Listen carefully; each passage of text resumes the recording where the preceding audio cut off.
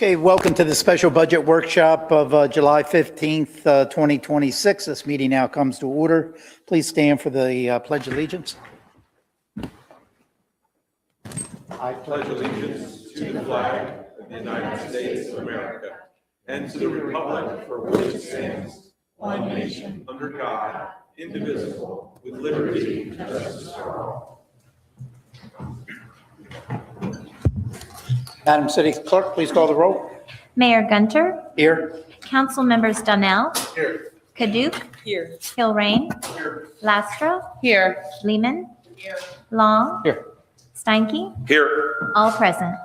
Okay, thank you. Item 5 is citizens input. Citizens input is a maximum of 60 minutes is set when the input of citizens on matters concerning city government, 3 minutes per individual. I will turn it over to the City Clerk. Charles Crane and Tom Shadrack.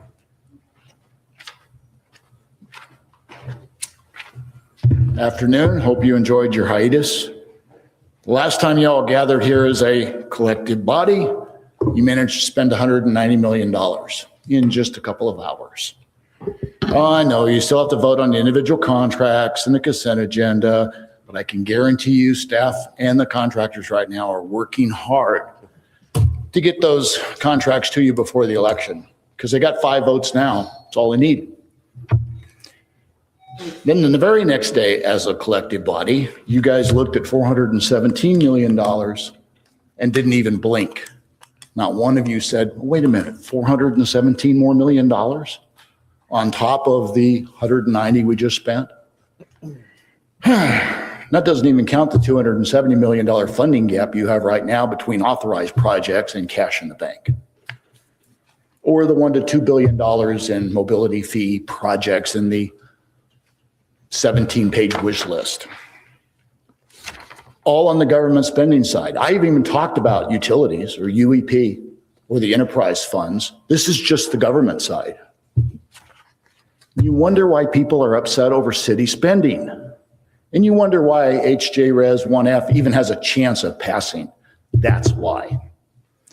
So city staff proposed an FY27 budget of around $285 to $297 million, depending on options. That's an 8 to 13% increase over FY26 adopted. And it includes the infamous roll-up rate, which you've probably heard a lot about. And it has an option for a PST increase, an option for an FSA increase, an option for a mill levy increase, or all the above. Yesterday, I sent you a detailed example of a budget exercise for FY27, just to show you that you could do it with no mill levy increase, no PST increase, no FSA percentage increase. It could be done. Is it painful? Yeah, it's painful. In fact, I touched over almost every sacred cow in this city. In fact, sacred cow grilled steaks was a main menu item, which is why my budget cushions that I showed you of $11 to $30 million, that's what you got to play with, is left over. And as a collective body, you can mitigate some of those sacred cows. You can save some of those sacred cows. And with all due respect to Marie Antoinette, you can trade some of those sacred cows for cake. I just hope we, the taxpayer, do not choke on that cake. Thank you.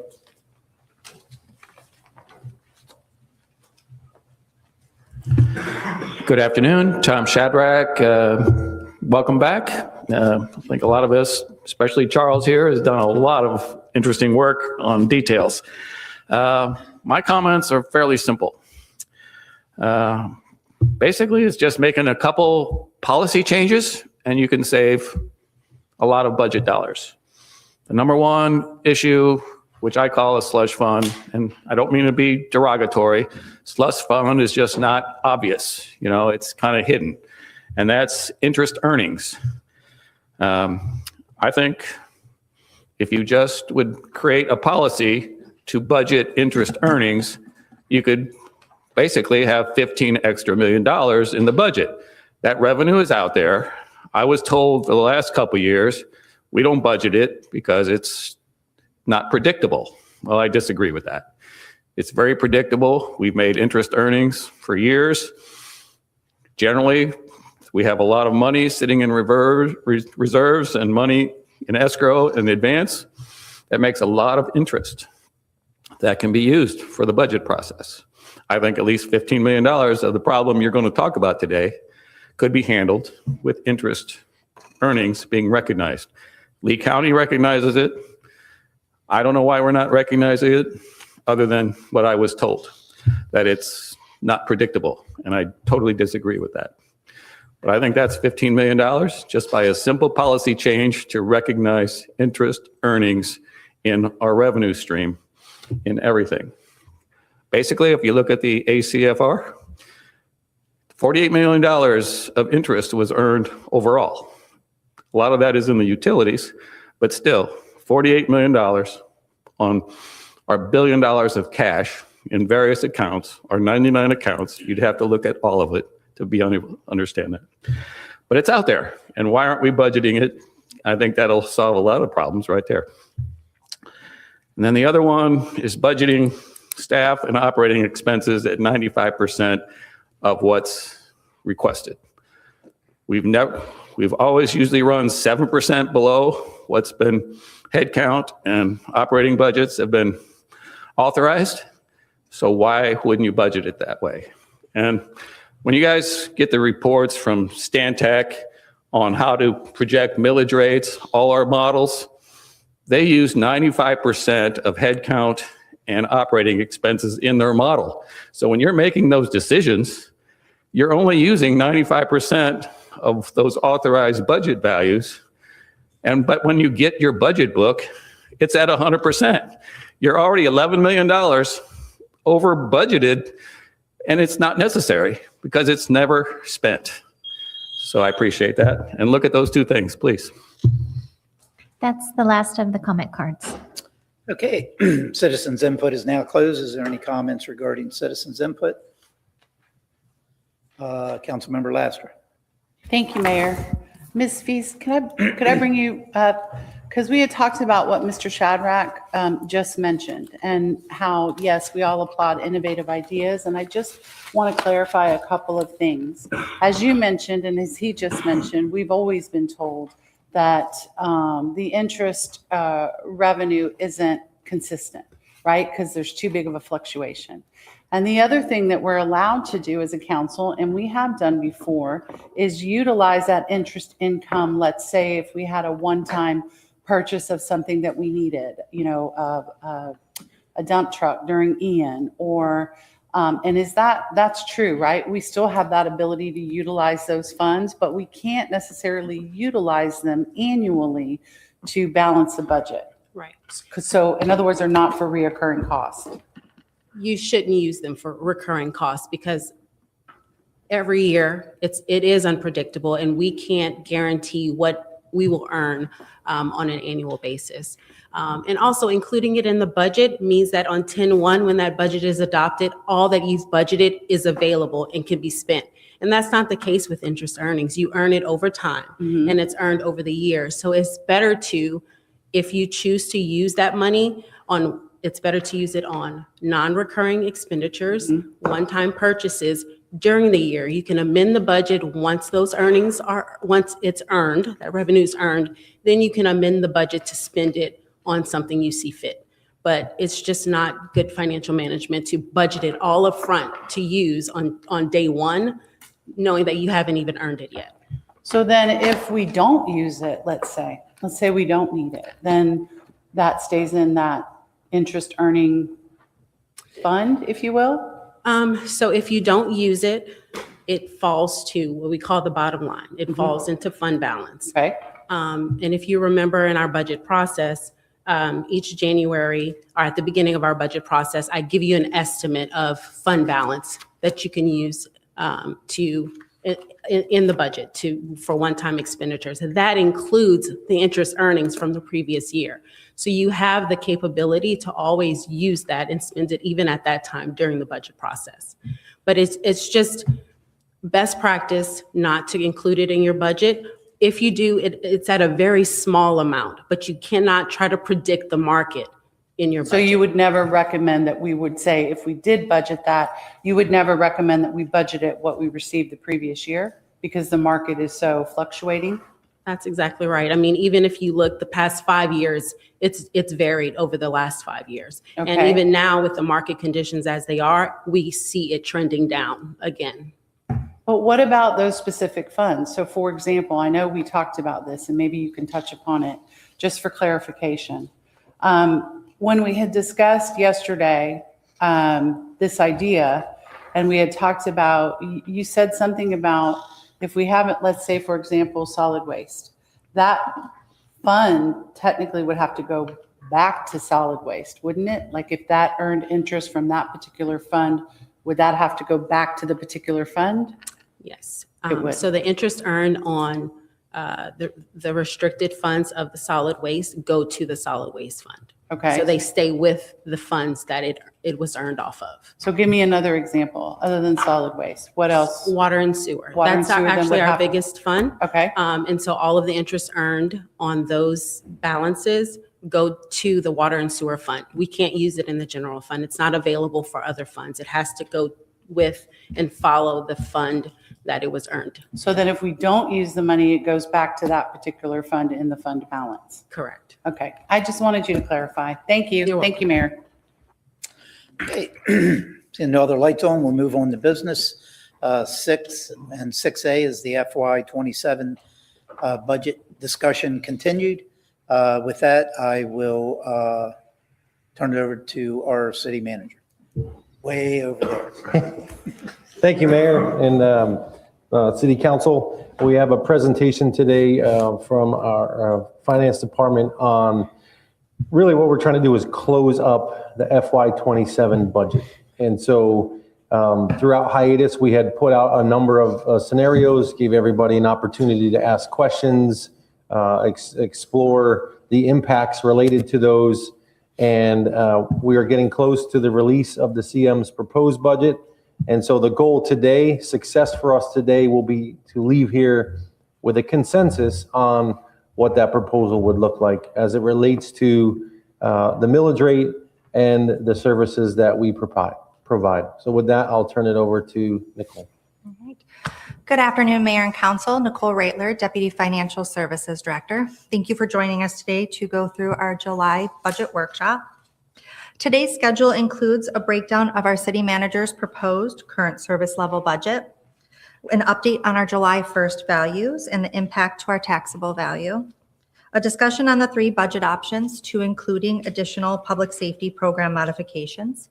We'll go in depth on the funding options through revenue adjustments and/or expenditure reductions, and wrap up today's discussion with a breakdown of the rolled back rate and the current legislative changes. Today, we're looking for guidance on the proposed existing budget and any decisions or changes council is looking for. So during our summer budget workshop retreat on June 4th, council requested additional information on the general fund proposed budget, as well as the requested additional public safety program modifications. Today, we have 3 options walking through the city manager's proposed balanced current service level budget, looking at the additional public safety initiatives and how to balance those with revenue options and/or expenditure reductions. So our current city manager's service level budget for the general fund operating for 2027 totals $285,012,674, and this utilizes our rolled back millage rate of 5.1988 mils. The revenue projections for the city's financial policy number 2 on revenue estimates include our ad valorem, which is budgeted at 96% per financial policy. And then we have our shared revenues, which are now budgeted at 98% per council's direction. We will be amending our financial policies to move from 95 to 98%. And that includes our state shared revenues, our franchise fees, public service tax, and our 5 and 6 cent gas tax funds. At the summer budget retreat, staff had just received our June 1st values, and as of today, we have our July 1st values and have updated the city manager's proposed budget. During the development of the 2026 adopted budget, we forecasted a 4.5% increase of values for the 2027 5.1471 millage rate, which resulted in $165,092,423 in taxable revenue. As of July 1st, our values have come in at 3.31% increase at the 5.1471 mil, resulting in $163,550,672 in taxable revenue. This results in a deficit of $1.541 million in taxable ad valorem revenue for 2027. That starts off the development of our 2027 budget. Taking a deeper look into your July 1st values, when we take a look at taxable value, there are two parts that we need to look at: the existing values and our new taxable value from construction. For the July 1st values, we saw a reduction in our existing values of $318 million, or about -1%, and our rolled back millage rate showed an increase for 2027.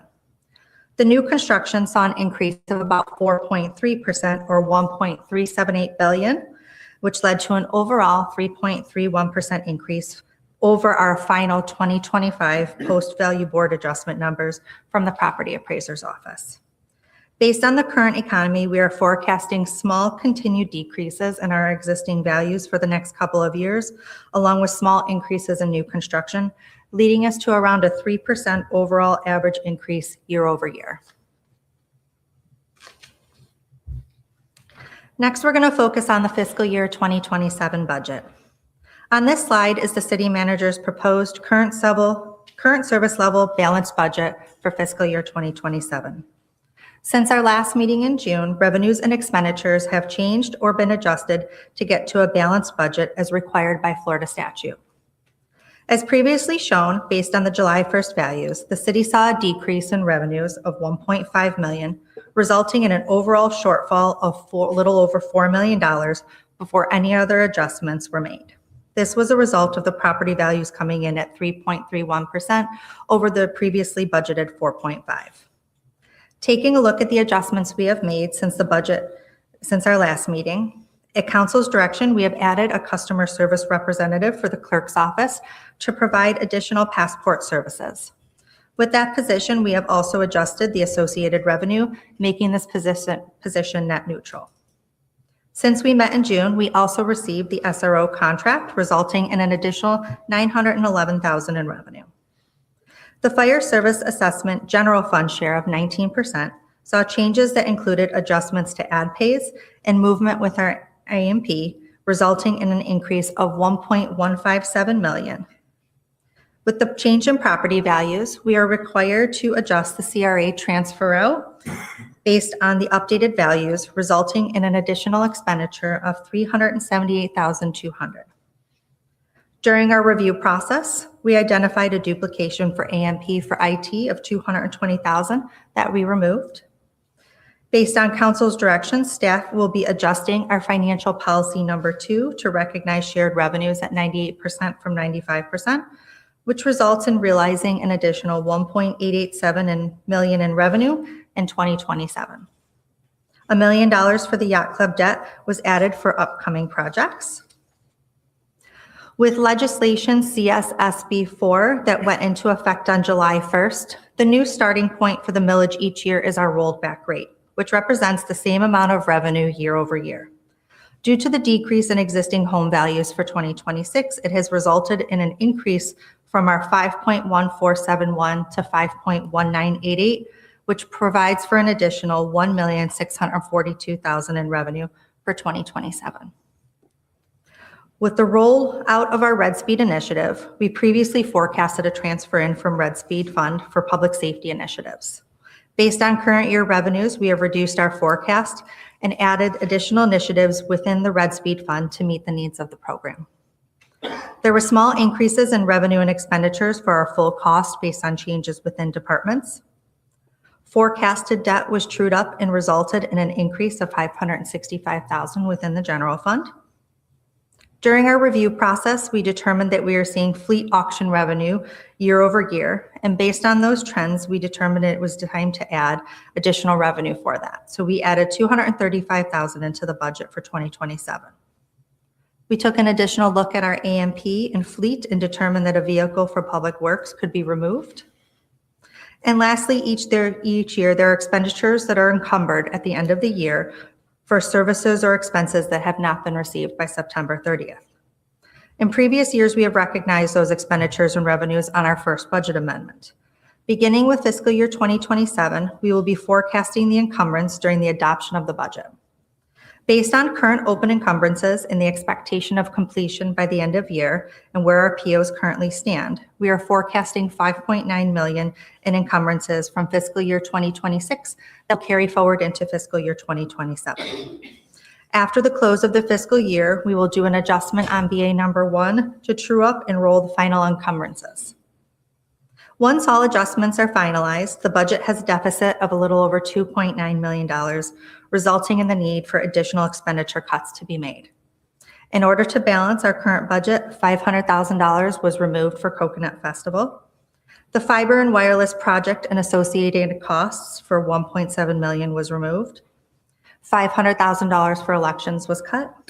And lastly, we removed a little over $200,000 for the banner program that was previously approved and added to the 2027 budget. Once all the adjustments and expenditures are cut and reviewed and finalized, we reached a city manager's current service level budget that is balanced for the general fund for $285,000 for fiscal year 2027. In addition to the adjustments made by city staff, the city auditor's office has provided staff with potential reductions to utilize in place of items already identified to cover additions or any additions that might be added. Those reductions include the elimination of a vacant internal auditor position for $119,000, as well as reduction of operating expenditures of $84,000 for a potential total cut of $204,000 within the city auditor's office. At Council's request and direction at the June 4th workshop, staff has brought forward the list of potential public safety program modifications for discretion. The slide before you highlights the requested additional expenditures for our police department. The total requested in 2027 is an additional $11 million, including an additional 34 positions for $4.2 million, $1.8 million in additional operating expenditures, and $4.9 million in capital costs.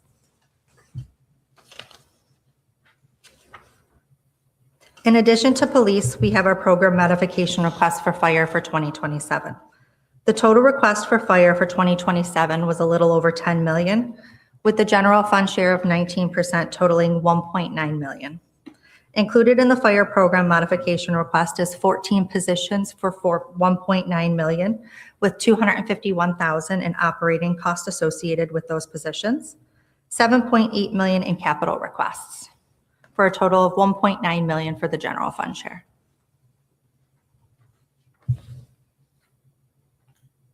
The next slide shows option number 2. The chart begins at the baseline city manager proposed current service level budget and adds in those total public safety program modifications as requested by police and fire of $12.9 million. With the additional expenditures, option number 2 utilizes revenue diversification to fund the additional public safety program modifications. Some of the options for potential additional revenue include adjusting our millage rate. In order to cover the expenditure requests funded solely through millage rate, we would need to adjust the millage from our 5.1988 rolled back rate to 5.6053 for the additional $12.9 million. The 5.6053 millage rate is less than 110% of the rolled back rate, and based on that July 1st legislative change, would require a 2/3 vote in September for the adoption of the final millage rate. Another revenue option is our fire service assessment. By adjusting the assessment recovery rate from 81% to 97%, it would bring in a little over $13 million, leaving around $800,000 available for any additional expenditures for the general fund. Lastly is our public service tax, at an increase of about $2.3 million per percentage of increase in the PSD. It is an option for additional revenue. However, based on our regulation, the city cannot put the PST adjustment in place for 6 months, which puts us at about April before we would recognize the revenue increase, which means we would really see only about a half of what we're seeing at the $7 million for fiscal year 2027.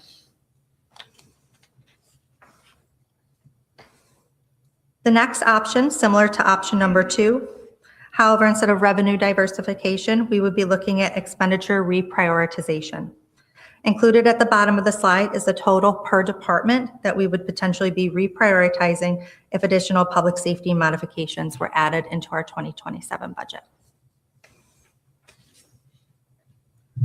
Expanding further on the expenditure realignment and reduction reprioritization, when reviewing the budget for potential reprioritization, there were specific criteria that staff focused on for the adjustments. The priority listing focused first on public safety, next was infrastructure maintenance, and last was quality of life. Quality of life was further broken down into additional categories based off of recovery, starting at the bottom with zero recovery, then partial recovery, and then last full recovery. Based off of option 3, the next few slides provide an in-depth breakdown in detail by department of the services, programs, and staffing that may be potentially reprioritized to fund the additional public safety program modifications. As you drill into each one of the next 3 slides, you can see by department we've highlighted specific positions, specific programs with the associated costs. We've identified if it's a reduction in service or a potential elimination of a program. For instance, as you can see, median services are a reduction, city clerk's office would see a reduction, and we've highlighted the expenditure amounts that would be associated with those reductions in services. When you jump down into the next slide, within Parks and Recreation, our communications and city management, you're going to see where we have full elimination of services. For instance, our 311, to fund the full 12.9 million, we'd be looking at eliminating the entire 311 department. Elimination of our communications department in total except a PIO and webmaster. Parks and Recreation, focusing on that quality of life and the categories of service recovery. Our first program that would be eliminated would be our environmental recreation, as they have a 7% current recovery and they were at the bottom of the list. So that's where we started looking when we started looking at potential reprioritization of expenditures. Last page, looking at development services, it's a reduction of service in our code compliance where we'd be reducing to about half of our staffing. Same thing in IT, a reduction of services and support, small amounts in the remainings to get to our total $12.9 million for realignment.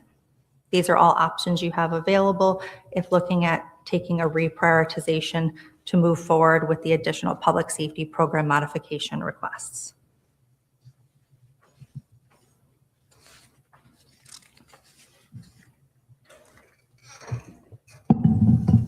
Okay. With the potential adjustments to the fire program modifications, there is also an associated impact to your fire services assessment. In 2026, the assessment recovery went from 70% to 81%. The current rate for an average home is around $540 per year. If we move forward with the city manager's proposed current service level budget, we would expect an increase of $29.62 for the new FSA per average household to go to $569.79. If we were to look at funding all of our program modifications for fire, we would see a $35.77 increase for total FSA to bring us to about $575.94 for fire protection services in 2027 per average household.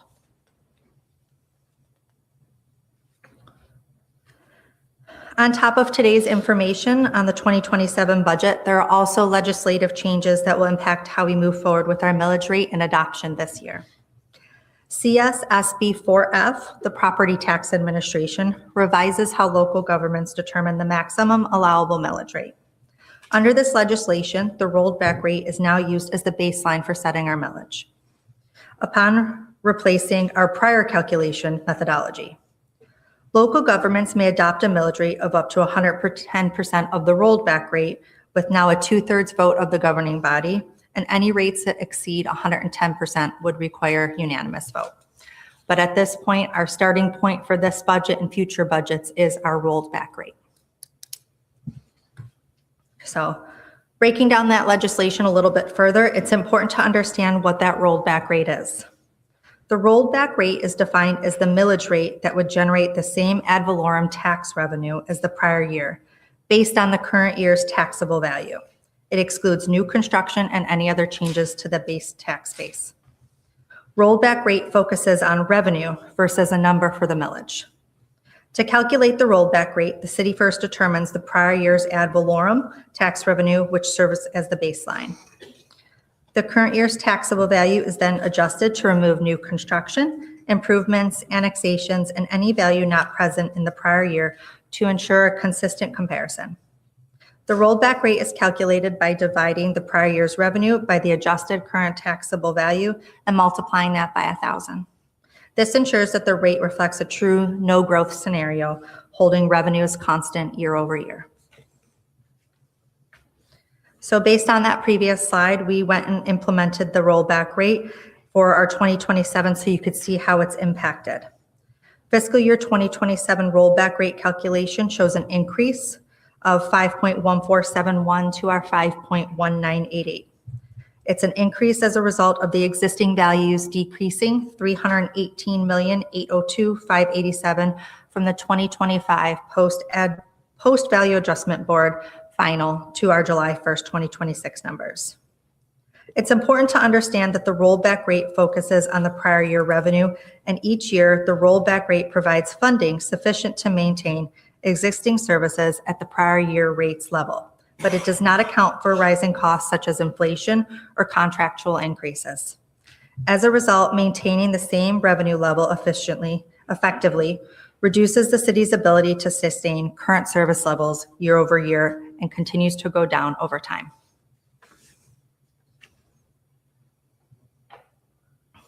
Summarizing the current legislative change, the baseline for fiscal year 2027 budget adoption at the rollback rate adjusts our millage to 5.1988. Based on the guidance, a higher rate may be adopted in September. Up to 5.7187, or an increase of 110% or less, would require a 2/3 vote, and any millage rate above that 110% or above the 5.7188 can be approved with a unanimous vote from council. We do have Stantec here today to walk through some of those options, and they do have their model if council would like to see that at the end of the presentation. Focusing on the future and the potential impacts of the legislation if passed in November, the slide before you talks through 28 and 2029. The chart above takes the current forecasted budgets for our 2028 and 2029 and first shows, based on forecasted millage at our rollback of 5.1988, it shows deficits of $9.7 million in 2028 and $17.9 million in 2029 respectively. Based on our Save Our Homes values that are currently available and what the property appraiser has sent out, we adjusted the values for 2028 and 2029 based on that $150,000 and $250,000 exemption of homestead and applied it to our ad valorem revenue calculation. In 2028, with the $150,000 additional exemption applied at our rollback rate, we would see a potential deficit of $44.3 million. Forecasting forward into 2029 and applying that $250,000 additional exemption, we have a forecasted $76.4 million deficit. Today's legislation and the potential upcoming legislation impact how the city will continue to provide services and do business in the future. This slide expands on the previous slide, showing the impacts of that $150,000 and $250,000 exemptions impact, as well as a plus and minus 5% contingency. So you can see that in 2028, under over, we'd be looking at a $42 million deficit, all the way up to potentially a $46 million deficit. And then as we move forward into 2029 and we hit that $250,000 exemption, within the general fund, we'd be looking at anywhere from $72 million to $80 million shortfall that we'd be looking at trying to adjust.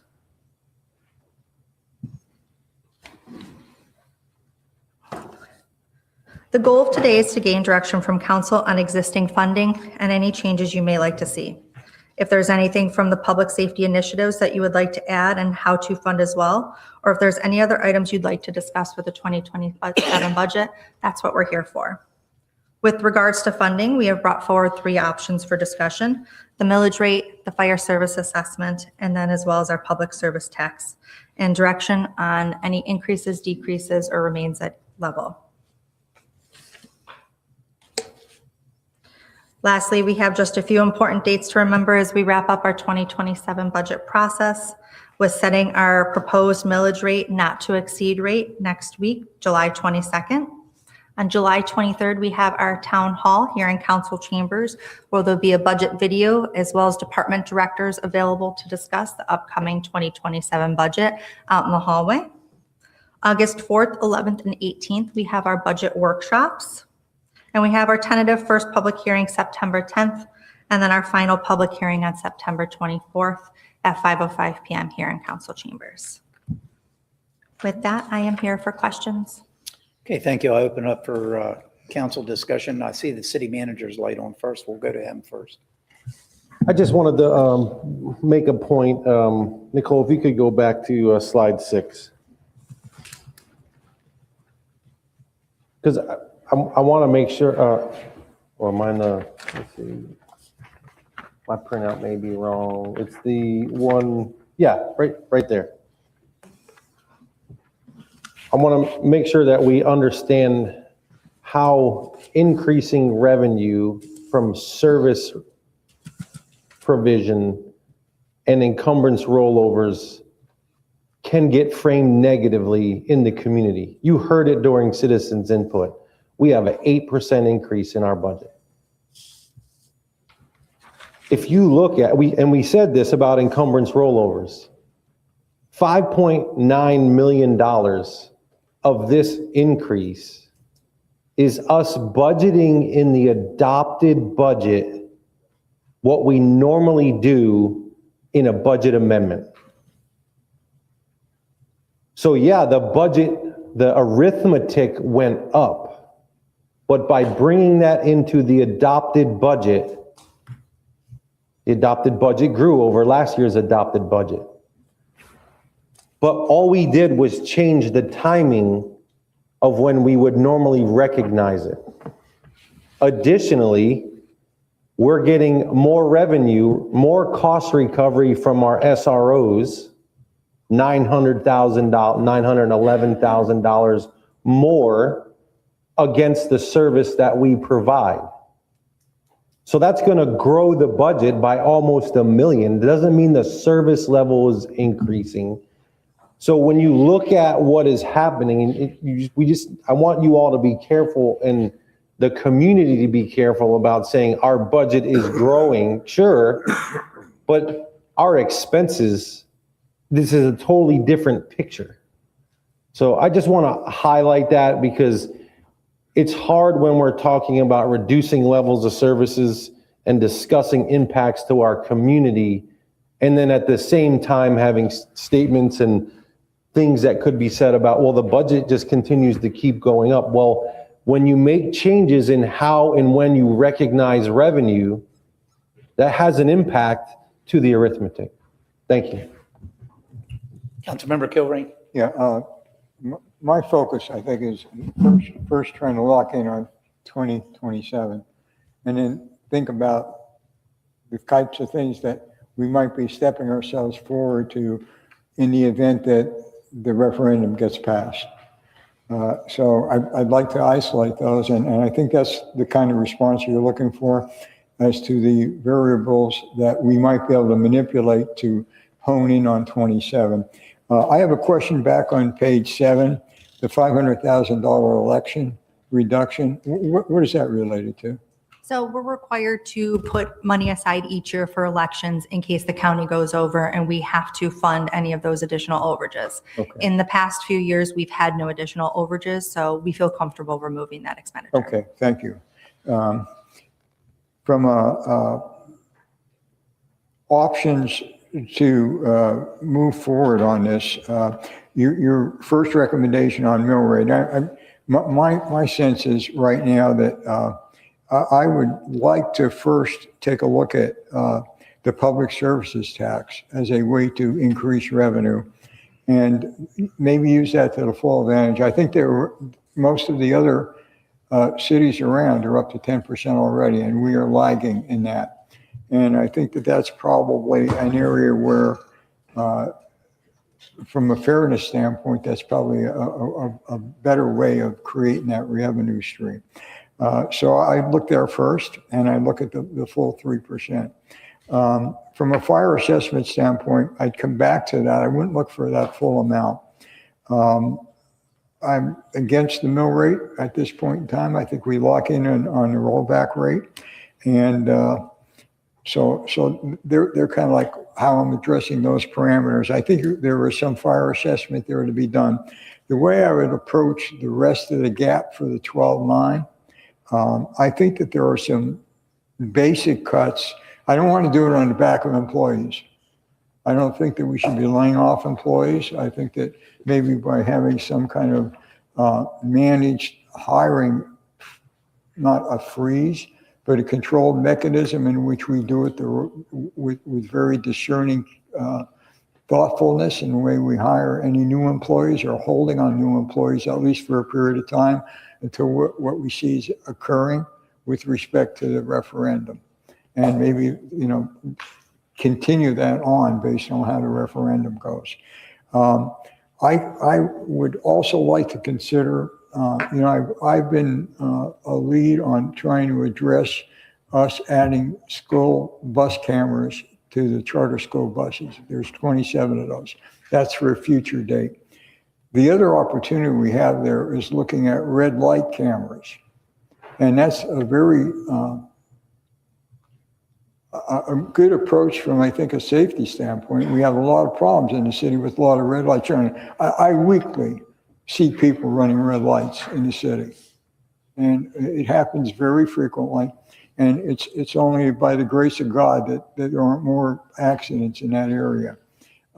It happens to be a revenue generating mechanism too, and a reduction in workforce and overtime probably on our police force.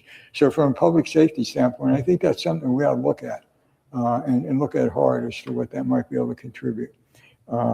So where I'm at on that is I think that having said property service tax moving up, looking at the red light potential, making some reasonable cuts, and I look for each of the managers to come forth and city manager to come forth with what they feel are reasonable cuts, not that full listing of things, but if there's something reasonable there that's not going to be all that harmful from a long-term future evaluation standpoint as to what we might be able to do, doing those things from a minor cut standpoint, and then come back and modify the fire assessment, maybe not necessarily going that full route, but whatever we need to get it up to the 12.9. So that would be my initial thoughts. I'd love to hear my colleagues' comments on it, but I just threw it out there as open comments to give us a starting point. Thank you, Mayor. Councilmember Kadouk. Thank you, Mayor. Page 17, please. Can you please explain how the FSA is calculated and how it continues to go up regardless if we touch the assessment fee? So each year, when fire submits their budget, there are standard increases in the budget, contractual increases. So as the overall total cost for fire protection services continues to go up, so will the FSA, regardless of whether or not you increase the percentage of recovery. Thank you. I think that's very important for the public to understand that we're not touching this fee, or maybe we are. 5 people agree with that. However, it is increasing. And I wanted to know what your estimated rolled up rate is for fiscal year 28. Are you basing that off the 5.1988? Yes, I'm utilizing the 5.1988 because based on the concept of rolled back, it's same level of revenue year over year. And you're just using that because we don't know what the values will be?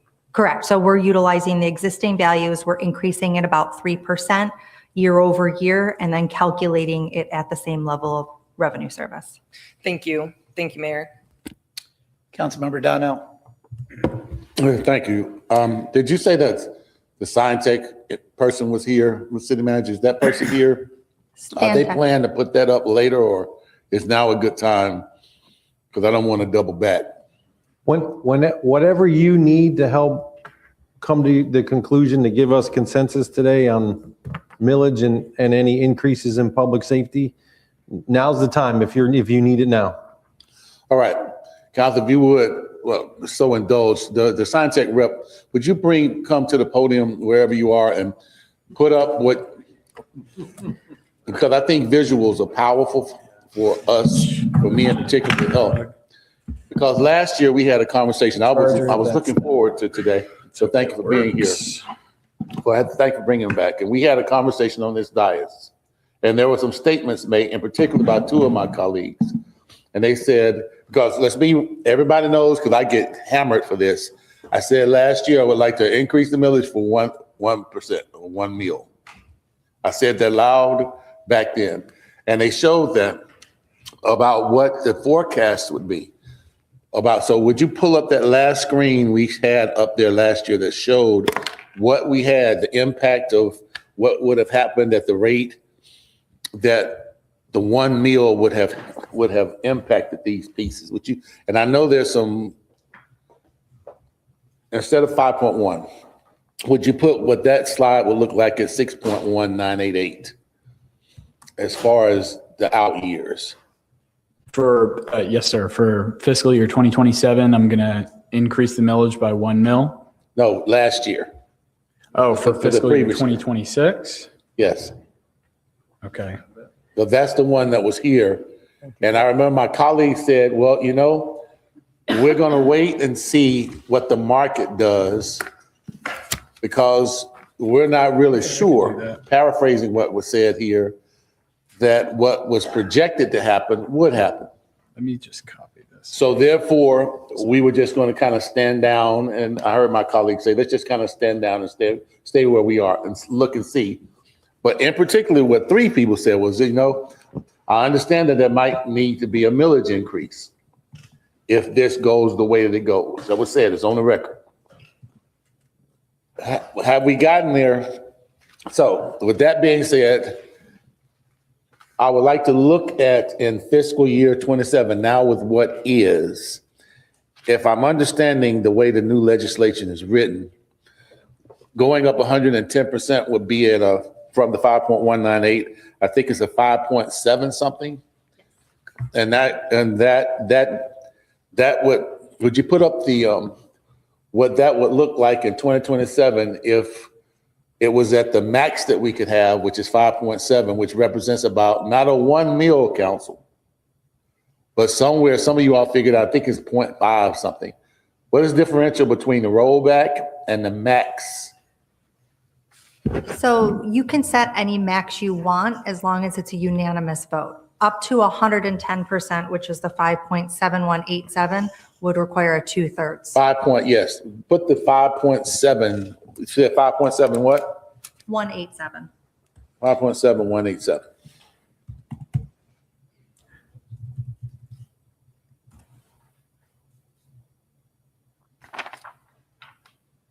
So I'm not going to belabor the point. I just wanted the visual because we've been down this before, council.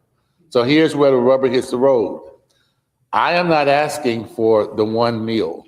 What is astonishing to me is we all recognize, unless somebody out there knows something that I don't, everything that I went to the grocery store last night, I had 3 bags and it was $60. Everything around us is going up. The cost of doing business. In my home, everything is going up. So we live in a city, that means everything is going up. And while everything around us and we're experiencing is going up, I'm just kind of watching how all the conversations is how to take everything from the city down. That makes no sense to me. Our city is growing, the cost of business is going up, so therefore we need to recognize that. And that whole phrase about, well, there's always fat, there's always something you can cut. Look, we've been doing Kaizen since forever. We've been getting audited forever. There are audits going, and thank you, by the way, for those saying, the spending, it's being audited, and it's transparent. They gave us access to the files. So there's just so much misinformation out there, and the misinterpretation of the data I'm just to the point where I'm not going to even beat that drum anymore. When I'm saying the council, my suggestion is to go to that 5.7171. That only represents a point. What is somebody give me the actual numbers? That's not a full meal increase. Because we said up here on the dais last year, we would have to consider increasing the millage. It's not cutting services. I don't like to say cut services. We're going to be cutting people as well as what we live in the city. In conclusion, there's a cost to run the city. We are going to this backwards. What does it cost to run this city in order to enjoy the services and amenities and safety that we have all come to enjoy? That's the number we need to be chasing. Not, well, this is what I can afford out of my pocket. We recognize that. Did anybody come up with that millage so I can stop talking? What's that millage increase from 7.1? What is it? Point what? 0.5716. So a 0.57, let's just say 0.6. And the thing that really gets me is if you actually talk to a person and look at what that means to a person's pocketbook, what that means is that will be less, just take $100,000. That will mean that person will be paying somewhere, if $50 a year more for that half a meal. $50 a meal, as you were a month. No, that's a year. A year. I'm getting so excited. $50 divided by that by 12. The numbers per household are just astonishing. That we have, we get tight about going up on the mill rate when it impacts the person that's on a fixed budget, but the impact of that is not nearly how it gets blown out in public. I truly do understand the budget. That's why I'm talking so much. But I'm saying to council, before we try to do this and cut this and move this, you try to put the PST, move that up, good luck with that one on people's electricity bill. You try to move that FSA up, good luck with that one as those services keep going up. We can handle it right now. Not the meal I asked for last year, but the 0.56, we just say 0.6. But the economic impact to the person's pocketbook is doable, and we can keep moving this city forward. That's where I am on it, and I'll stand down and listen to the rest of my peers. Thank you for indulging me. Thank you. That's all. Yes, sir. Councilmember Laster. Thank you, Mayor. Thank you for this. When we look at this in terms of like the positions, and I see like when we look at the tab for expenses, that's based on current positions and current number of positions and current rates of pay, correct? As proposed in the 27 budget. Yes. And then onwards, we don't have any additional positions built into the 5-year forecast. beyond. Okay, so the tab that says new positions, that's not for the That has to do future. with the public safety program modifications for fiscal year 27. So I can turn, right now, this scenario doesn't reflect the additional public safety program modifications. I can turn that on and show you the impact of those costs being built into 2027. Would you mind doing that real quick? I just want to see it. Do you want me to keep in the millage increase that we just programmed in so you can see the impact of that? Okay, so let me back that out I'd like to first. keep it the same. I'll back that out first. I'll go to the 5.1988, the millage rollback. Okay, we'll keep it at the current millage rate. So that's the baseline.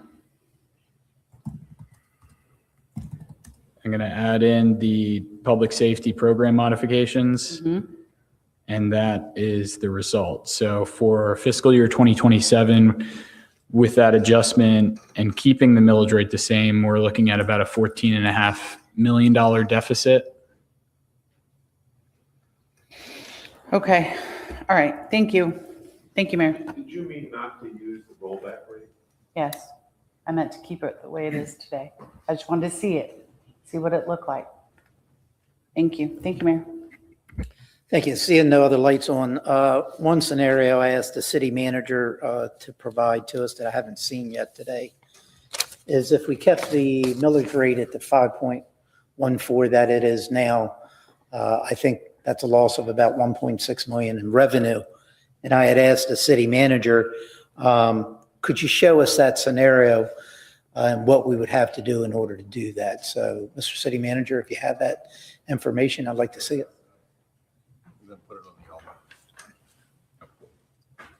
Do I need to switch anything?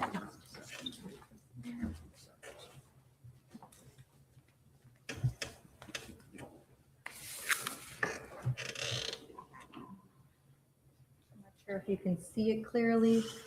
We have it solved two different ways, one with the revenue and one with the reductions, right? Yes, this is with the reductions.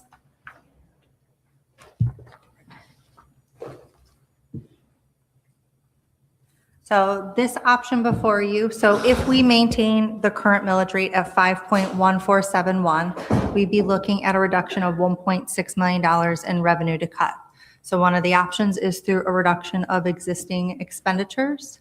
So we have maintained the city manager's existing budget up top, and then we've brought in the additional cuts and expenditures down below. So what we have currently is the city attorney has one position that's cut. The city auditor has the cuts that were previously provided that I walked through. And then we have additional expenditures per department by totals listed below in order to get to that $1.6 million in cuts. And if you could elaborate a little further on, we already know that the city auditor had proposed about a $204,000 savings, as you noted here. The city attorney, that's about $201,000. If I'm not mistaken, that's about two or three positions that are open in that department now. Is that what that reflects? One position? Okay. It reflects one position, One internal position? auditor. Okay. And then the 1.2 balance that is coming out of the city manager's side, are they open positions that are there now? Are they cutting positions? So could you elaborate a little further on that? Absolutely. So it could be evaluated and other options from that $12.9 million can be pulled. Based on the totals per department, we applied a percentage or a ratio of what was available to the total 12.9 million to come up with the 1.2. Within what we currently have, there are about 5 positions on this list. Okay. And this is based on the reduction model, correct? Yes, this is based on the reduction model. And I think you have another. Yes, and all of the expenditures listed here can be changed or modified or adjusted with that $12.9 million list. This was just to get us to a balanced budget of the 1.6 million. Okay.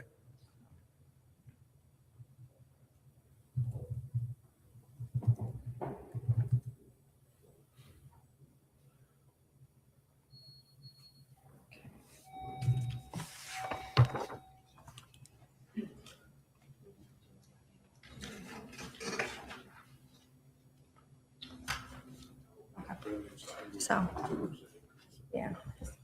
Yeah. So if we wanted to take a look at revenue options to adjust the millage back to the 5.1471, we'd be looking at about a 2% increase in FSA. It's a little over $800,000 per percentage increase in the FSA. So that would cover the deficit. And then we would also, if you wanted to look at PST, you could do a combination of PST and millage, depending on which direction. Each PST percentage increase was a little over $2.3 million. Except for the fact that the PST, we have about the 6-month kind of holdback, so it wouldn't be applicable till about April. So it'd be about half of that. So a little over 1 million per PST percentage increased. So would it be a fair statement to say that if we do the reduction model, basically what we're doing is taking a look at open positions that we have now and eliminating those positions so they're not reoccurring in the FY27 budget? Is that basically the methodology that you have provided here? What's before you is not necessarily open positions, so we didn't look at necessarily open positions. We took a look at that methodology of looking at public safety first, then the public or the infrastructure, and then levels of service with quality of life. And then we pulled by department. So this is looking at overall by department that sits within the general fund. Okay. So, I thought that was important. Looking back, I did go back and review the summer budget meeting that we had. And I went back and looked at the notes from the previous budget meetings that we had as well. And I had noted there that some of us was trying to possibly stick with the status quo.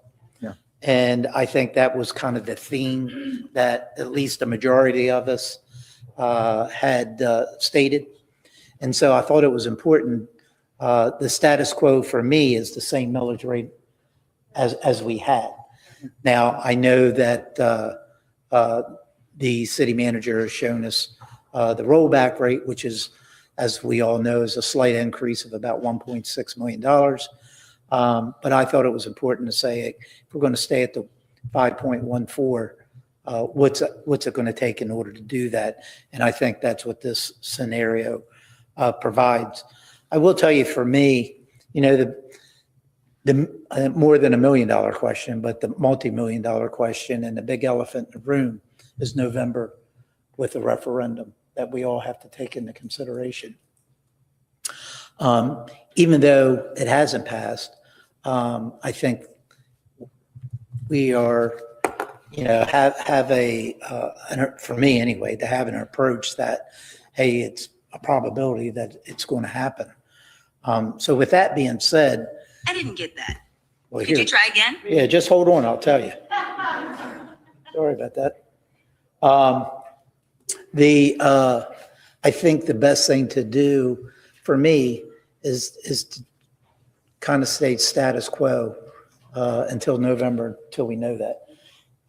One of the other things that the reason why I went back and looked at the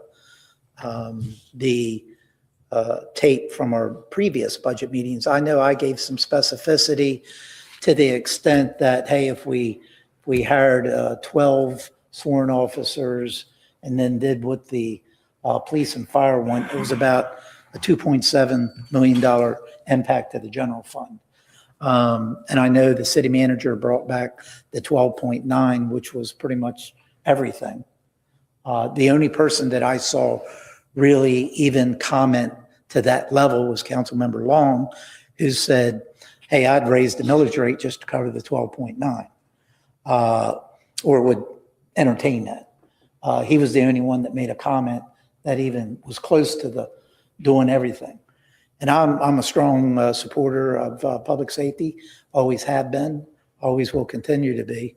But I think it's extremely prudent today because of the black cloud that's possibly hanging over our head with the tax referendum to be somewhat cautious moving forward with the FY27 budget. So for me, one of the things that I would recommend is we pretty much stay at the 5.14 millage rate, and we kind of stay status quo. Pretty much what the city manager has shown us today, with the exception of the reduction model that's before us here on the screen, so we can keep to the 5.14 and see what's going to happen in November. We can do a lot of things. I'm extreme, I would love to give the police and fire something. I just don't know if that's the right thing to do at this point in time, not knowing what the answer is in November. Something changes in November, we have some monies left over, we take a look at things maybe in future budget quarterly modifications. Maybe we can look at some things for the future. The last thing I want to do is to increase costs now, which is even going to further mandate us if we have that $150,000 exemption that we have to deal with in FY28. It's just going to compound the issue. Councilmember Donnell, I give you kudos every year. Your boy, you're right there. Unfortunately, with the methodology that you have, I don't think you'll see that super majority that will get you there. I agree with you. Really, if you look at things, just look at this CPI, and each and every year, if we keep things constant, we're not even keeping up with the CPI. But I just think for this year, we kind of keep the status quo, keep the millage rate where it's at, and then reevaluate it after the November election. The other thing too, this will give the next council, whomever it may be, a little more latitude versus if we approve things this year, then they are definitely, and that referendum passes, that's just going to compound their issues as well. So that's where I'm at. Councilmember Kilrain or Councilmember Steinke, you haven't spoken yet, so why don't we go to him and then I'll go to Councilmember Kilrain. Thank you, Mayor. With the reduction that we have there and under Parks and Rec, and we see Cultural Park Theater subsidy, and basically what we're saying is we're moving that $90,000 of subsidy to Cultural Park Theater. Correct. So fundamentally then, if the Cultural Park Theater were to continue, they would have to find a way to raise another $90,000, or they close their doors. 45 each. Theirs is on, What's that? there's two parts to it, the theater and the museum. 45. Yeah, right. No, I realize that, but the point is then is they've got a They would have to mission find, cost, or they would have to do something and become more self-sufficient. Let's put it that way. Okay. Yeah. For me, when I think of status quo, the concern for me is status quo service level to the community. I'm not thinking on the status quo of a millage rate or the status quo or of a revenue number. It's more of a status quo. Do we want to provide the same level of service and the same amount of opportunities to the citizens, or do we want to have more, or do we want to have less? So for me, status quo is keeping that service level the same. We've always looked at rollback rate as a reduction.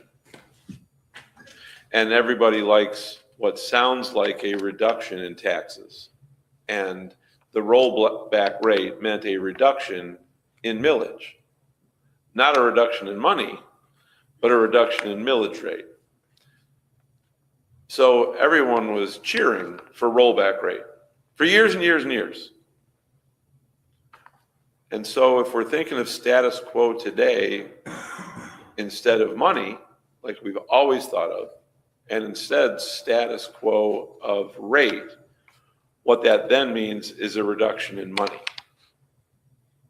And so instead of the cheer for rollback rate saying, let's make sure that we have the same amount of money coming in and we'll have to adjust services based on the amount of money coming in so that the money remains the same. What we're actually saying is, let's cheer for keeping the money the same, which is a reduction. And the only way that you can affect that then is somehow removing the service level to the citizens. So getting back to Councilmember Donnell's comments, and maybe I'm just looking at this the wrong way with regard to November, but it would seem to me that there's been a blessing given through that legislation that goes into effect as it relates to the votes required for affecting the millage. And right now there's been a recognition that, hey, we realize you've got expenses that you need to meet, so there is no additional voting necessary, if you will, to keep the rollback rate. So we don't have to vote on that. If we go above the rollback rate, yes, then we need a supermajority. If we go more than 10% above that, we need a unanimous. So for me, I'm more in favor of maintaining our thought of using the rollback rate that allows for the same amount of money. And then since things get more expensive, we have to cut some things, but we don't have to cut as much as if we leave the millage rate where it is today and not affect the rollback rate. So I'm more in favor of using the rollback rate and then finding either our additional sources of revenue from other areas and or reduction in expenses that we're presented with. And if that means some adjustments to the asks, and we've heard needs and wants brought up before, and if some of those requests in the budget are evaluated to be more wants than they are needs, then we trim some of that. And if we need to have fire pay more for fire from the standpoint of the fire service assessment and the percent of recapture there. Because if November happens and we stay at the 5.14 now, it's been said that would help a future council. I think that would hurt a future council because the rollback, the amount of money coming in, we will decrease by 1.6 million. Correct. So that future council then will have 1.6 million that they won't have it, that they would have had we used the rollback rate, which we're allowed to have without any additional voting that's required. So I would be more in favor of using the rollback rate and making our adjustments to revenue and expenses next. Thanks, Mayor. Mr. City Attorney, before we move forward, just to make sure that we clarify, no matter what the millage rate is, whether it's a rollback rate or any other rate thereof, this body will have to vote on that rate, no matter what it is, to meet the statutory requirements. Yes, you'll have to vote on it. That's correct. Thank you. Next week. Yep. Councilmember Kilrain? Yeah, I'm okay with the status as is. I think that, we're talking 1.6 million. I would like to see someone do a determination on what that red light opportunity might produce from a revenue standpoint, what projections might be there, what other cities have experienced on it, and consider factoring that in on top. And that may compensate for that and then some. So I'm okay with the status quo. I think that it makes sense not to move too many pieces before the November election. So to the less issues we create by changing things now, I think we'll be better off. So I'm okay with that. Councilmember Lehman? Yeah. I would agree with Councilmember Stinky. I think we need to stay at the millage rate of 5.14. And I think we need to go back. I realize that, yes, we've already looked, each department has already looked at a lot of the reductions. But if you go back to page 10, on your original presentation.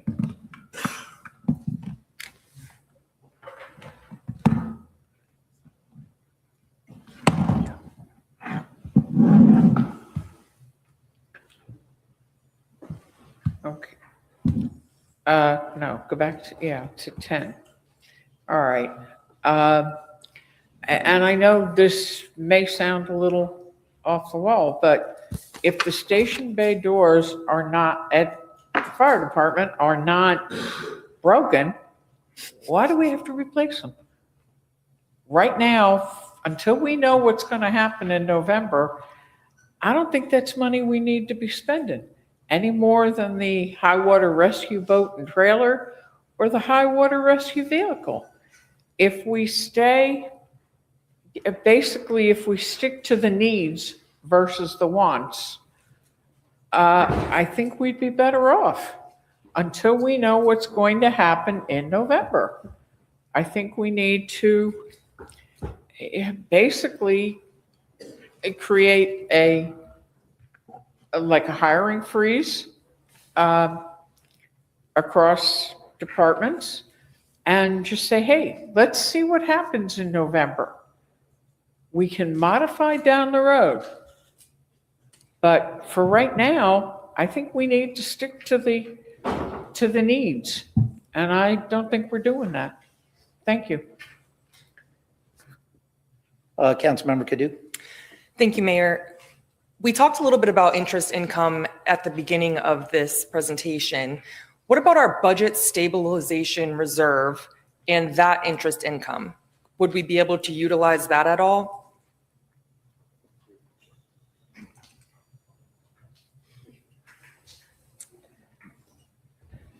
I want to make sure I understand your question.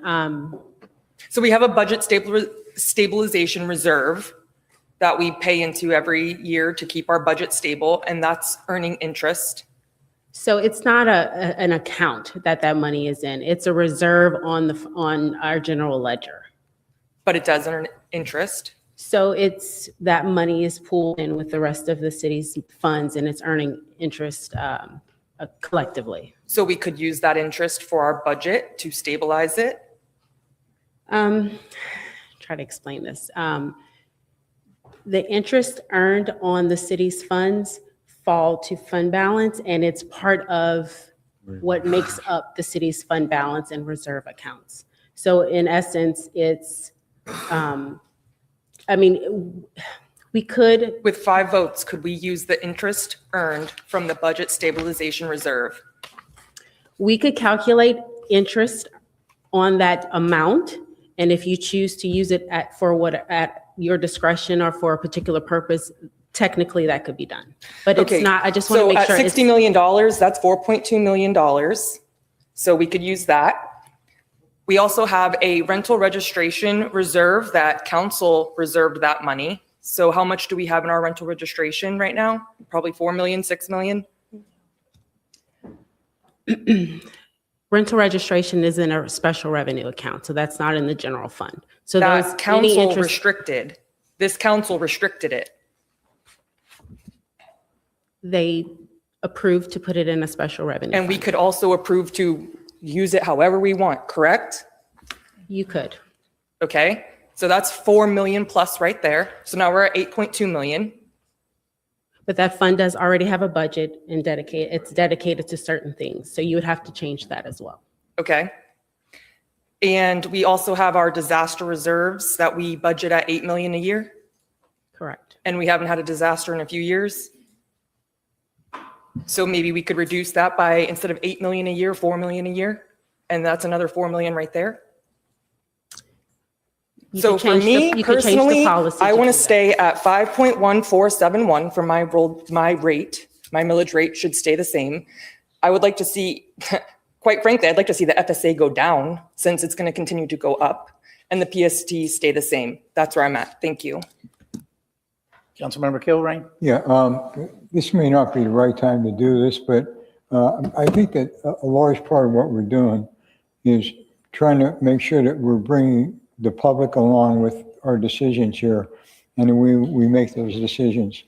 And recently out in public domain, we've had a lot of communication running around about all these surpluses we have and all these slush funds we have. And earlier today, I asked city manager to take a look at that. City manager, you want to comment on that now, or you want to wait till we get through the budget talks here? Krista, would you like to have some comments on that? Financial can go through that.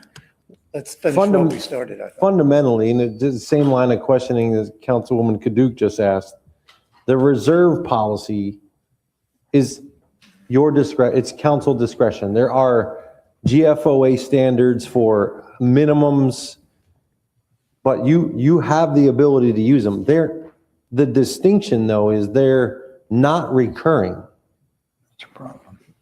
So it's just like the $8 million, you get to use it once, and then next year, you have to refund it. So unless you make a policy change to reduce your stated reserve minimum, it's going to be coming out as an expense next year to refund it back to that level. So you can make a statement through your amending your policy to reduce it. But it's one-time money. And then whenever you do spend it, you have to replenish it. That's why we brought in our financial advisor earlier in the year so that you understood the impacts from the bond rating agencies. They ask every year, what changes have you made in your financial policies? What has happened to your fund balance? What has happened to your reserves? And we have to disclose all of those, and those get reviewed to determine our credit worthiness. Council absolutely, as was asked by Councilwoman Kadouk, could wipe them out. And I will tell you, finance nor I could recommend that because it is detrimental to our financial strength in the market and in the economy. Could we look at ways to use those to fund one-time expenditures? That's exactly what you all did with the 29.9 million. Instead of taking out debt and adding an expense on that side, you used fund balance to pay it cash.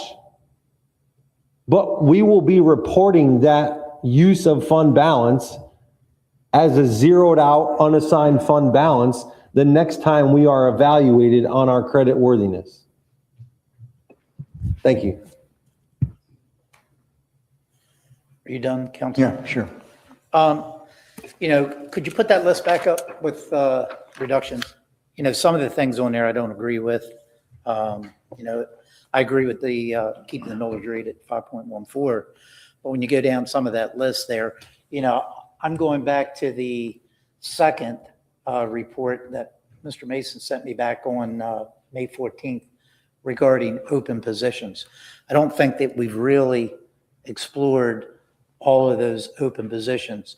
On the spreadsheet that I'm looking at, talks about what the general fund will pay, and I've taken out all of the public safety positions, and I'm not completely done. And I've come up with 679,000.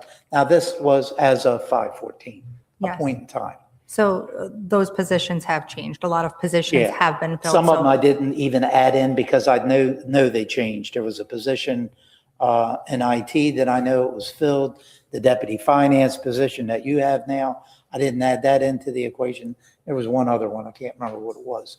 But the point that I'm trying to make is I don't see any of those positions in here. So for me, before I would agree to that, I wouldn't agree with what's listed here as far as the $1.6 million in reduction, because we haven't even looked at this yet. And I bet you we're going to find half of the $1.6 million probably in open positions that we haven't even talked about yet. So we have to look at that first, and then we have to look at the other open positions. Well, if we get it updated, we'll know all the open positions. So I think we have to look at today what type of open positions. I would even support almost like a soft hiring freeze until November, until we figure out what's going to happen, other than public safety. So the open positions is something that is fluid. It's constantly changing. Each day we fill positions, new positions open. You may have promotions. The existing positions are positions that may be needed versus a list that was developed utilizing a priority listing to work back through to determine what's available for potential cuts out of that 12.9 million. So while you might be taking a look at open positions that are available, there might be a position in that current listing that might be truly needed over something on that $12.9 million list. Yeah, but So it's just a matter. I'm not to cut you short, but I'm looking at open positions of 578 days, 650 days, 215 days, 803 days. Well, they've been open that long, there can't be that big a need for them, or we can't find them. So I just think that that's something that we have to look at as well before some of the position or some of the items that you've identified in your reduction methodology. So that's all I'm saying is we need to really look a little further. To me, this was probably low-hanging fruit. I think we have to look a little further beyond that branch and really look at what we have there. There's 2 other positions over in the city attorney's office that we haven't mentioned. There's a couple of positions on here that were from Public Works that are on here. Now, those positions might have been filled. Each one of those one was 70 days, one was 40 days, so that's kind of low. But when you look at some of these other positions that's been open for 300, 400, 500, 600 days, they're the ones I think we really need to look hard at and see if we actually need those positions or we could even find qualified people because we can need all we want, but if we can't find qualified people, and that's one of the excuses, then maybe we need to take a look at that position and reallocate those dollars. So that's just me. I don't agree. I agree with keeping the millage rate where it's at. I think we need to go back to the drawing board a little closer and take a look at because I think there's some more monies out there before we start eliminating some of these items that are identified with the 1.6 here. I realize I only asked that question either yesterday or the day before, so maybe with a little more time, we can go and take a look at that a little bit further. So that's all I have. Councilmember Kaduka, we'll go back with you. Thank you, Mayor. And I completely agree with you. I actually put my light on just to correct the city manager. I'm not saying to wipe out any fund. I'm just saying that we as a collective body need to pay attention that we actually do have authority to change some of these policies. And we could if there were 5 votes. It wasn't that I was saying wipe anything out. I think that was a little bit of doom and gloom. And I'm just saying there are ways to make this work. And that's why at our last regular council meeting, I thought so hard about not spending the $40.5 million in cash that we had and to sit on that until we knew what happened in November, but 5 people on this body decided to spend it.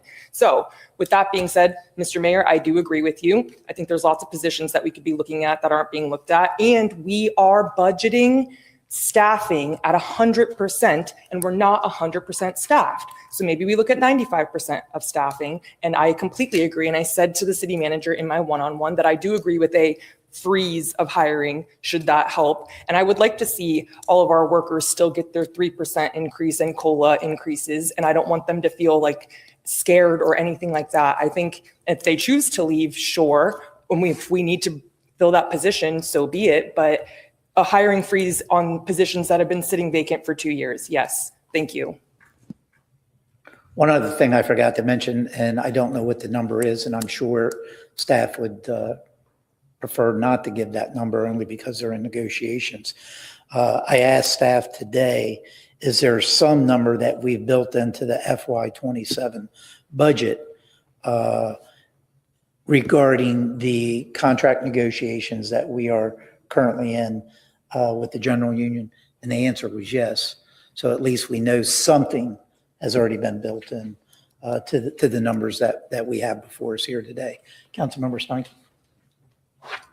Thank you, Mayor. On what you have on the screen right now, Nicole, we see some personnel down there in the reductions that are proposed. There's a senior construction inspector, 3 code compliance officers, recreational specialist. Are those positions open positions right now, or are those positions where someone would have to be let go? When I did the analysis, we did not look at current open positions. We just took a look at the total 12.9 million proposed, took a percentage of that to apply to the $1.6 million reduction we needed to fill. And then I did the math and just plugged items to fill that $1.2 million deficit between the total and the 2 amounts for the city attorney and city auditor. So So was- if I understand you correctly, then if we just go to those 3 code compliance officers, one of them could be a vacant position and 2 of them could be people that would have to be let go. Yes, potentially. This is just an exercise to fill that void that we can pull from that 12.9 million. We can also evaluate current open positions. It's all based on the direction from council on how you'd like us to take a look at potential cuts. So for me, if we're even considering these expenditure cuts, I would want to know that fact. I would want to know if use the same example, the 3 code compliance officers, if that's being suggested as how to save $312,000, then I would want to see in parentheses 2 positions currently open.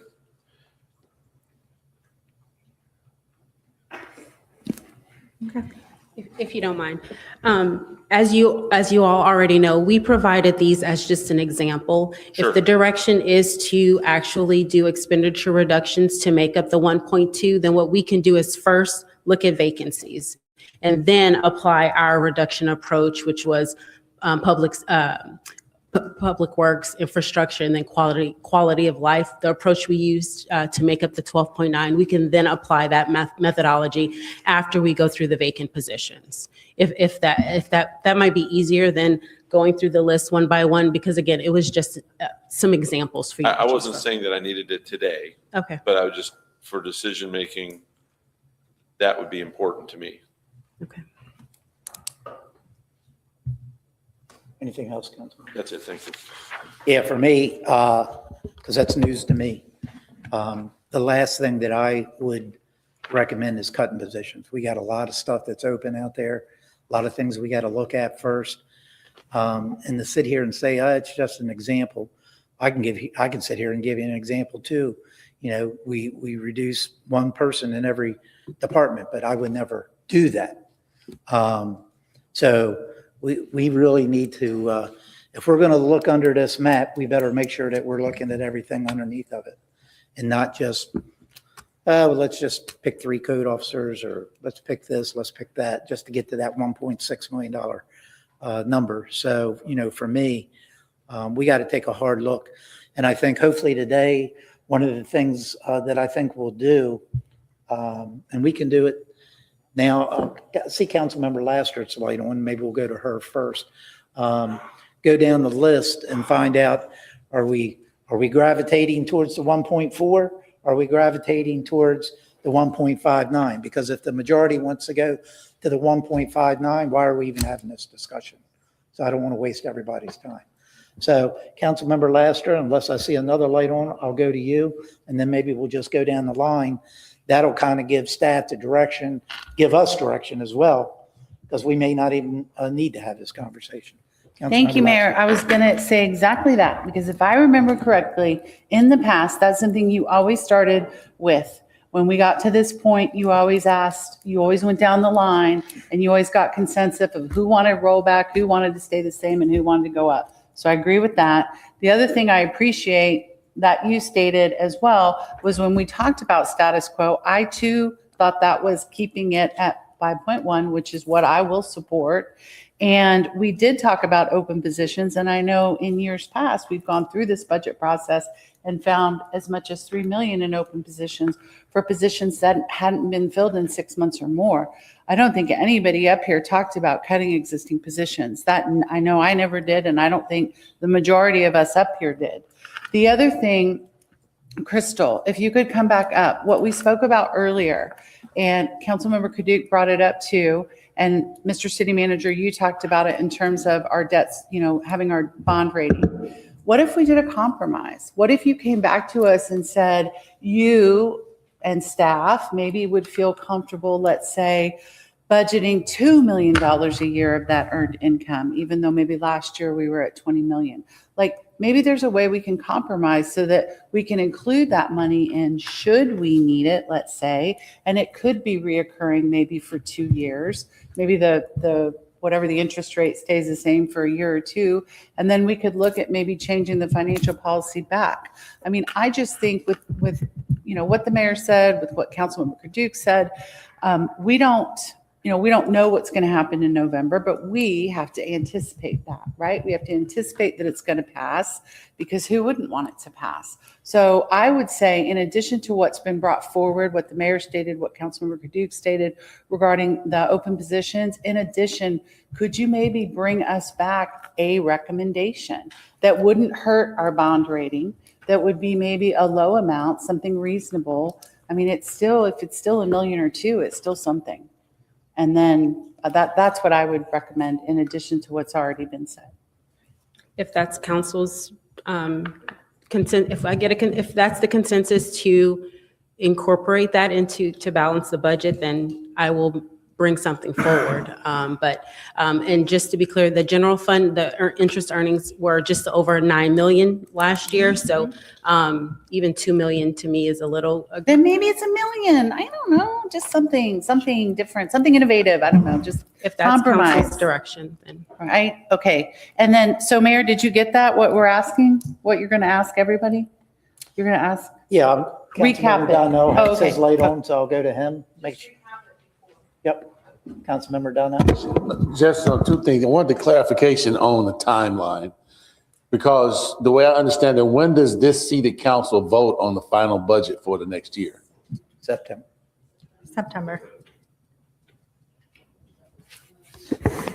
So the tentative public hearing is September 10th, and then the 24th is your final, where you'll vote for your final adopted budget and millage rate.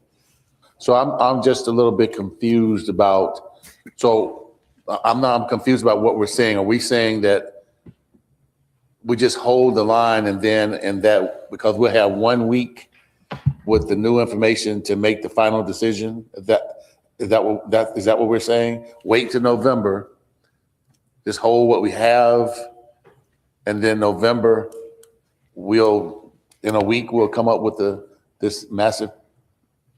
Well, I'm just confused because the statutory requirement says that we have to provide what the millage rate's going to be by the September 24th date, I believe it is. Correct. And we're done to the next following year. True. So whatever this body does in September, that's what the millage rate will be for FY '27. So I'm hearing that we're going to hold, because if it passes, then we're going to decide in September what the millage rate is going to be? No, sir. We are, in September, when we all vote what the millage rate is, we're done. We That's can't- exactly where we're going. Whether this council or even the new council that will come in November, they can't change the millage rate. Right. Okay. So with that being said, so we're doing the heavy lifting. I know a lot of times we say staff bring back. Well, we have to do the heavy lifting, I'm prepared to make you all already know I'm very clear. 5.7187 is where I want to be, period, in the story. But with that being said, as we get down to the votes, this council, the 7 of us, we started out last year with a 5.2188 was the rollback rate. The city manager brought a budget. One of my peers said that, then we voted to the halfback rate, caught me off guard because I wanted the 7. So then this council voted to go back downward from the rollback rate. So now today, as we're here, I am saying to you all that you're saying to stay at the halfback rate, which was not the rollback rate from last year. I'm just kind of confused. If anything, it would make sense that you all stay at the rollback rate, because I'm still, up in the stratosphere. So I'm just confused at staying at the 5.14 when that wasn't even the rollback rate from last year. That was a rate that we approved. So just to clarify a couple things, the 5.1471 was the rolled back rate for the 2026 adopted budget. It was proposed to adjust and go to that rolled back rate during the September hearings. So that was our rolled back rate.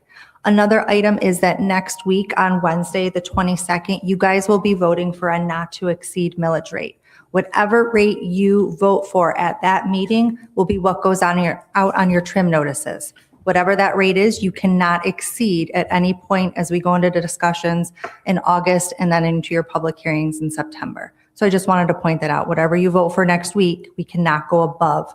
That is what will go out on the trim notices in August to the residents. And November has no impact on that at all. November has no impact on it. This is just for 2027. Okay, just wanted to get that out there, piece, and thank you for clarifying that for me. So I'm good. We can start with your recommendations, Mayor. I'm done. Thank you. Councilmember Steinke, I see your light on, sir. Thank you. Yeah, I think with the thought that on the 22nd, we have to set our not to exceed. And when we are in the budget process, obviously we're dealing with income and revenue.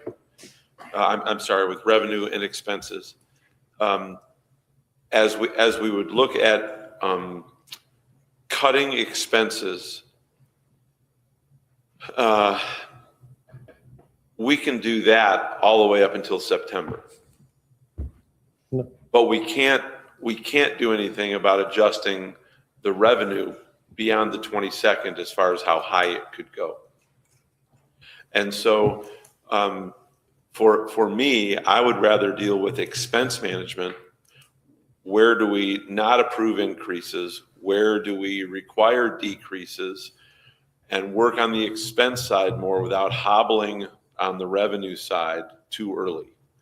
And so that's why I again say, the 5.1988 is our rollback rate. Is that not right? Correct. And so I believe, when we consider that being the rollback rate, where we've tried to stay year in, year out, so that the amount of revenue has remained the same, and we deal with expense management and where do we make cuts there.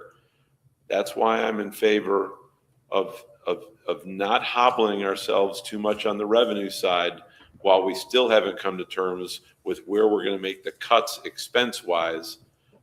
So I believe we need to keep some flexibility on the revenue side without messing with fire service and without messing with PST. So I'm still in favor of planning based on the rollback rate, which is that 5.1988. Thanks. Yeah, I guess real quickly before go down the line, that I think that's a question that each one of us have to ask ourselves. And I know I have sitting here during this discussion, knowing next week is the not to exceed rate. Doesn't sound like we know exactly where the reduction in the $1.6 million, doesn't sound like some of us agree with the reductions that have been outlined or the examples used. I think it's important that we kind of do two things today. Really think about, I know what I'm going to do. I'm going to, next week, I will vote for the not to exceed rate to be the rollback rate, which is the 5.19. That'll be the not to exceed. The direction I would like to give the city manager today is we want to get a proposed budget utilizing the 5.14 and to make sure the 8 of us, or at least a majority of us, agree with whatever the reductions are. That's what I'm looking at for myself for today, and probably how I will vote on the not to exceed. I want to continue at the 5.14. I don't think we're there yet on the exact reductions and where we're going to come up with that $1.6 million. I think we have plenty of time to work on that. But for next week, for me, I'm okay with the not to exceed of 1.19. I'm sorry, 5.19. The rollback rate. And then let's still work on this $1.6 million in reductions. That's where I'm at. I don't see any other lights on. Any other comments?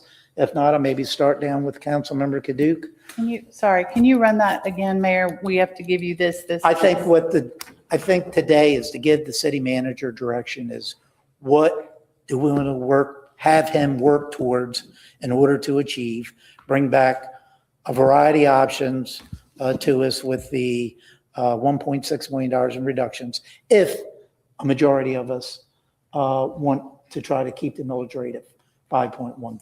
Okay. We go down the line and we don't have consensus, then the discussion will continue. Thank you. I, next week, am okay with setting the not to exceed rate at 5.1988. I would like to see our current millage rate stay at 5.1471, FSA at 81%, and PST at 7%. I got it figured out. We'll set the trim at 5.1471 and we'll just take the 1.6 out of resurfacing. And that could be done. The whole They did that last year. Yeah, the whole thing could be done. So yeah, either way, I think, the same idea, 5.19 to be safe, which is the rollback rate. And then the ultimate goal obviously is the true rollback, the 5.14. Yeah, I'm good with that too. 5.198 is the not to exceed, and let's work for 5.14 or 7. And, I really want to take a look at that red light and see what that might do for us and how quickly we might be able to implement that. So, thank you. Yeah, I'm exactly the same, keeping the FSA where it's at, the PST where it's at, with a goal of 5.14 and a not to exceed of 5.19, and have the city manager bring a variety of options, more options back to us. Same way on both. 5.1988, with the goal being 5.11, looking at cuts and expenditures. I'm the same, and if anybody wanted to also have Crystal maybe give us a proposed revenue opportunity, I'm the same with everything without addition. Thank you. I'm at keeping the FSA the same, keeping the PST the same. I'm at 5.7187 as a not to exceed I'm not on board with any of these cuts to the services and the personnel. Mr. City Manager, does that give you some direction? That gives me excellent direction. And I understand that you all are not going to agree on all the cuts across the board. And I understand that you all have different ideas about how to get there. That has not changed since January. I got a couple of things. So it gives me crystal clear direction for the proposed budget. And we'll continue to work through September on August and September on how to get there if you all are looking at eventually setting the mills at 5.147. Just a couple of points that are helpful for you all and the community. The vacancy list is a snapshot in time, and for the most part is driven by actions that benefit the employee.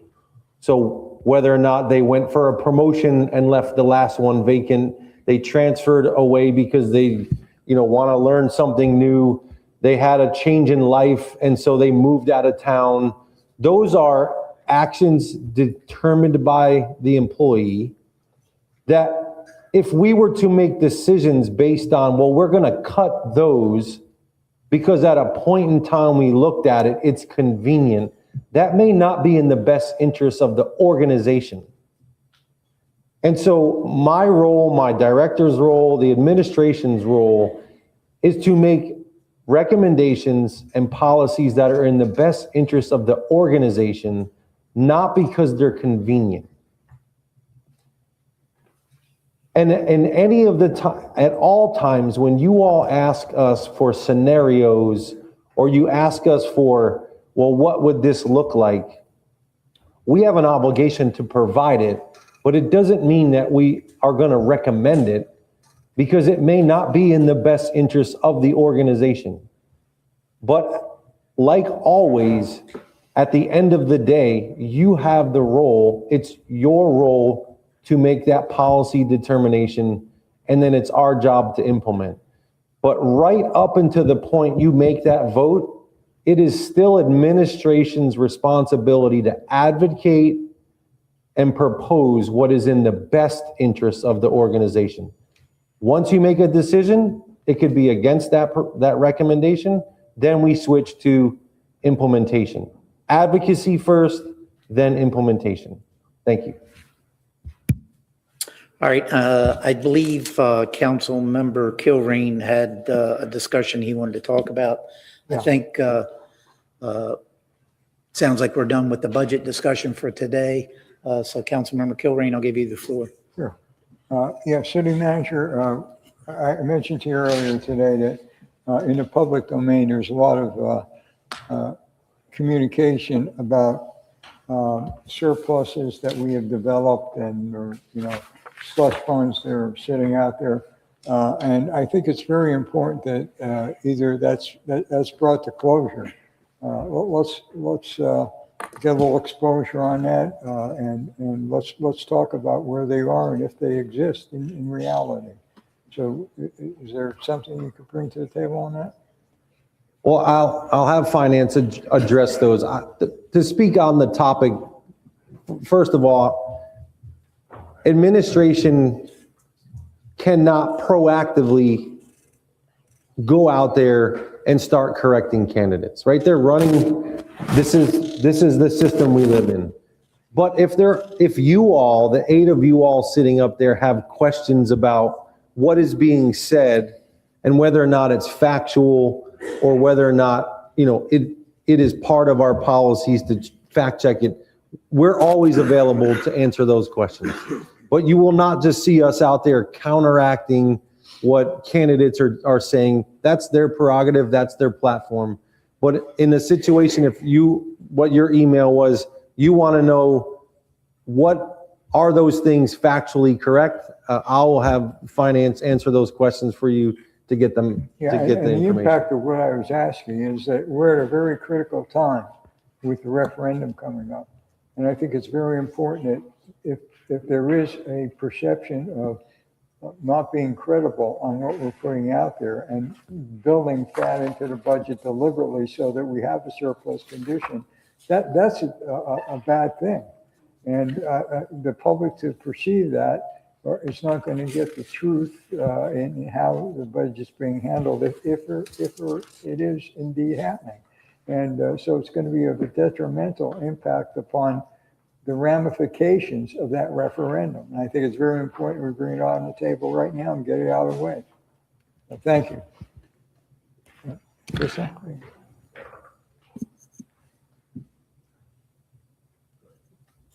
I haven't really been in social media, so I really don't know exactly the details of what's been said. But as far as slush funds go, I mean, obviously we do not have slush funds. We follow, we account for transactions and things as we are supposed to. We follow Florida statute. We follow GFOA best practices and guidance. We've put out into the public and received many recognitions as far as how we do our financial accounting and reporting. So my short answer is that I can confidently and clearly say up here that we do not have any slush funds. But as far as the details of what's being referred online and on social media, I don't know any of that to be able to answer it. I think that maybe some of the misconception is that our budgeting requirements by statute require us to have reproducible revenue streams to support things. And if we don't spend it all in 1 year, it gets carried forward, even though the obligations there, we have to carry forward the obligation and expense along with that revenue stream. And I think that if we end up a year and we show balances in those areas, people perceive that to be a slush fund. And maybe you could just talk about that a little bit. Absolutely. Any reserves that we have are in accordance with our financial management policies. Those thresholds are established within the policy and we stay within that. If any levels want to be changed, that is at the discretion of council. The established levels now are within, GFOA best practice guidelines, and it's considered to be fundamental, sound financial management. And so it's within industry thresholds. It's comparable to other municipalities and governments. So to that, I would say it's not considered a slush fund. It's considered sound financial management. Okay. And probably even the earlier discussion on interest kind of falls in that category, since it's not a predictable income stream and not generally accepted reproducible income stream at a specific level, it's difficult to, from a policy standpoint, to not to account for that as part of the budgeting process to cover future costs. And as a result of that, if you were to do so, even in just from a general policy standpoint, the fact that it becomes policy to do that is a detrimental impact on bonding, rating, and capacity. So even though reality will be, the interest is what it's going to be, and it's going to be available to us to use, but only in a selected manner, and the change policy would have a detrimental effect. Even if it was done in a minor way, it'd still be going in the wrong direction as far as ratings on bonds. You've said it exactly right. That's important to get out there, and that concept's important. Absolutely. To get out there, so. And just to add to that, once you start budgeting for those interest earnings, you become reliant on it. And once, depending on the market, once that changes, then you have to quickly find another revenue stream to make up for it, to cover those recurring expenditures. And it's not that we're saying the interest doesn't develop. It does develop. But we just can't predict what it is, and it's not reproducible at that level. So we can use it, but we can't change policy without affecting our bond ratings. So thank you. I appreciate that. Councilmember Kaduc. Thank you, Mayor. Is that considered election interference? Crystal, you confirmed no slush funds. What about money trees in the basement? I'm just kidding. I'm totally kidding. But I'm just kidding, guys. Okay, so but are we going to get a 2% return? Because I know that we have to, when we are, putting our funds out there, are we going to get a 2% return on investment on our budget stabilization reserve? Sorry, what was the question? Would we get a minimum of a 2% return on our budget stabilization reserve, typically speaking? I know you don't have a crystal ball. I don't. I can tell you the past couple of years, we've received, the interest has been more than at 2%. least that or more, but it has also dropped lower than that within the past, in years past. It's gotten as low as 0%. And so we have to, again, that just kind of goes to the point of it being unpredictable. Okay, thank you. Okay, seeing no other lights on, Mr. City Manager, you got anything else for today's budget workshop? No, sir.